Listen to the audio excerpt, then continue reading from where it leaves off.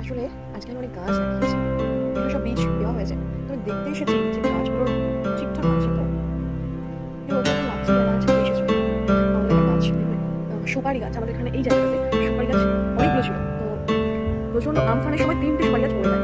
আর একটা এই যে কদিন আগে ঝড় বৃষ্টি হলো 2 দিন আগে, একটা সুপারি গাছ সেটা দেখাচ্ছে বেশ কি অবস্থা হয়েছে। মানে এরকম ভাবে যে ভাঙতে পারে সুপারি গাছ আমার কোনো আইডিয়া ছিল না।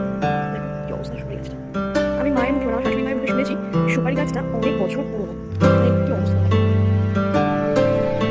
সুপারি গাছ এরকম ভাবে এতটা পুরনো হয়েছে। মানে কি অবস্থা, এই প্রথম দেখলাম সুপারি গাছ মাঝখান থেকে পুরো মনে হচ্ছে ওপর থেকে কেউ চিড়ে দিয়েছে সুপারি গাছটাকে।